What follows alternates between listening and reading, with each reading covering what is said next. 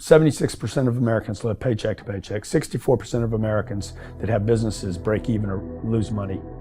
Most people don't have any money and have accepted the fact that they don't have any money. They don't have any leftover money. They're fearful of money constantly. They overspend. They don't know how to produce money. They definitely don't know how to multiply it. The land of the brave and the home of the free, it's not even close to the truth. It's just important for people to understand that complaining has no value. And if you complain about not having enough money, work more. If you complain about not having work-life balance, spend more time on vacationing and your family. It's super simple. Let your actions dictate instead of sitting there and feeling like you're not in control. Poor people say, I can't afford it, I can't do that, I don't have time. It's an escape, you know what I mean? It's easy to say I can't afford it. Oh, I get too tired. Oh, I can't go to the gym. You know, when you could go to the gym. No, I can't. Truth is, I'm just too lazy to go to the gym. Money doesn't have value, right? And this is an important thing that most people don't immediately understand, is that money itself doesn't have value. Money is a vector for transmitting value. It's how you express value. But the value isn't in the money, it's in the product or service you bought with it. And it's in the labor you gave in order to acquire it in the first place. That's where the value comes from. There's nothing intrinsically valuable in the money. You shouldn't put money in a house, you should put money in your brand. You should put money in the marketing. You should promote yourself, not put money in where you and the kids live. Right. Why is that a mistake? Because it's dead money. I mean, it can't, a house can't make you money. A house does not make you money. The only reason people think a house makes them money is they're comparing it to, if I rent, that costs me money. But, you know, if you need to go to a hospital, you don't buy the hospital. You rent a bed to get out of there as fast as you can. If you go on a trip, you go to America and you want to go to Disneyland, you don't buy the hotel, you rent a room. And nobody thinks poorly of that. They're like, yeah, I'm gonna go there, use the place and get out. That's what you should be doing with your living. Find a place where you can rent, pay rent monthly. Don't own the house.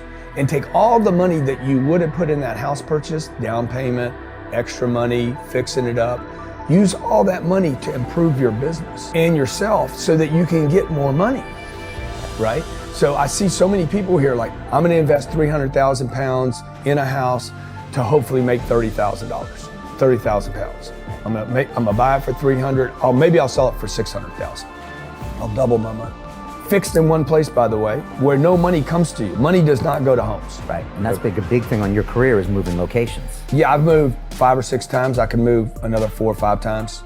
People who stay in the same place get too comfortable. If you study wealthy people, they're mercurial. They're moving, they're mobile. They're not talking, Warren Buffett and Bill Gates do not talk about the home they live in. They talk about the places they're going to. They go meet money, they go meet wealth, they go meet connections. People are stunningly accepting of anything if they actually believe that's the purest form of it. I think I'd be less acceptable if I hedged. I really do. People will accept you. People accept everything. Just be you. Be you, and clearly people like react. When you're trying to fake something and you've got bad intent, well then that's visceral and we hate. But I actually think we don't give love to the person that actually knows they have it and they're trying to fake it to conform. Hence why I won't adjust to this market all the way, because I don't think I'll be respected. I know what my intent is, so why would I be scared? I want to build the biggest building in town. That's who I am. And you know how I want to do that? By building the biggest building in town. And a lot of people want to build the biggest building in town, and you know how they want to do it? By tearing everybody else's building down. Poverty is passed on. It's taught in your family. And middle class is taught in families. And so the people right now who are sitting at home, who are struggling financially or worried about money or unhappy, they may be making a lot of money, but unhappy with what they're doing, it was probably taught to you. You know, your superego was taught, get a job, work hard, or you'll never be rich, or the rich are evil, or whatever. And until you change your mindset, Correct. Money won't help you, right? Correct.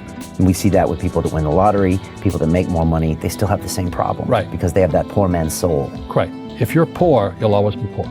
That's really hard for people to understand. Yeah, the money will disappear that fast. Just like most pro athletes, they make millions of dollars, and 65% are bankrupt 5 years later. It's because they come from poor families. Now you tell them that, they get very angry. It's the rich fault. It's you guys ripped me off, or government ripped me off. But unfortunately, what Mr. Lipton was saying, it's passed down genetically. That's the frightening. And it's interesting when you commit to something, little gifts just start automatically showing up. It's a phenomenal thing. It's happened my whole career. When I fully commit, somebody will bring me something. And then keep your eyes open. And by the way, the package may come wrapped in a package you weren't thinking about. Or like a voice, or like a person, or maybe from a different direction than you thought, or an offering where you're like, you read something about this and that's not the thing. Like all throughout my career, it's come in weird kind of ways. If you ask for help and somebody shows up at the door, maybe invite them in, regardless of what the packaging is or what you've heard about it or whatever. That's really been beneficial to me. Okay. How old are you? 44. I'm 40. Do you know how young we feel? When you were 26, did you ever think that this is what 44 felt like? No. You thought that was finished? Yeah. How old are you? Like, you think a 40-year-old, like when I was 25 years old, I thought a 40-year-old was finished. I don't even feel like I'm starting, right? Yeah, but when I was 26, I was in a rush. I understand. And all of those guys and girls on the streets last night, when you say that to them, like their face kind of goes blank, because all the stuff they watch, MTV, music videos, it's all about the bling now, and the this now, and the this now. And MTV's tame. You start following people on Instagram, and it's a disaster. They're all pushing it's all about champagne and private planes, and you can get it too, and just sign up for my course, and everybody's falling for it. So I'm coming out, and first of all, I want to be historically correct. Nobody in 100 years is going to watch that video and say that I was full of crap. I like that, right? Number two, I want my legend to grow. I'm always fascinated by politicians and world figures. Like Winston Churchill, his brain continues to grow, right? I want that. When I'm dead, I want to be in the ground at peace knowing my legend's growing. I want that. I want that in the business world. And so I'm giving real advice, and real advice looks like this. When you're 19 and you can spend 7 full years learning your craft, meeting people that are mentors, being patient, and you wake up and you're 26 years old, you have your entire life in front of you, and you've done great foundational work to go on and then be successful. I have bad luck too. I've had financial crashes. I've had people stab me in the back, but they're all good because I grow from it. That's spirituality. People who are afraid of making mistakes, like they teach in school, they don't ever grow, because spirituality is there's good and there's bad, there's right and there's wrong, there's up and there's down. Most people only want to be right, they only want to be positive. Well, you can't have that. That's not reality. And the average person, the reason they're poor is they haven't failed.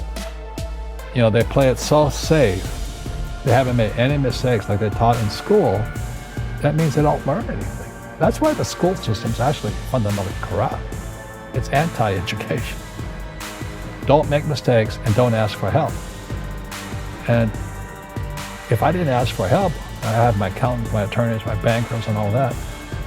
I go into business like a rugby team. Boom, boom. We kick butt. But the average guy is standing there, I'm an A student, I'm going to do this all on myself. And a bunch of rugby players run you over, and you go, well, they're not playing fair. You're playing stupid. You should have a team. You should have accountants, attorneys, and bankers, and all that stuff. But that's not the game I want to play. I said, then don't play the game. The game of business is played with accountants, attorneys, bankers, I hate to say it, politicians. You got to know the game. I don't want to hustle. I want to prosper. I don't want to grind. I want to create a machine that monetizes. I'm not shameful of money. I want money. I want a lot of money. I want to give money away. I want to raise a lot of money. You can't do that if you're broke.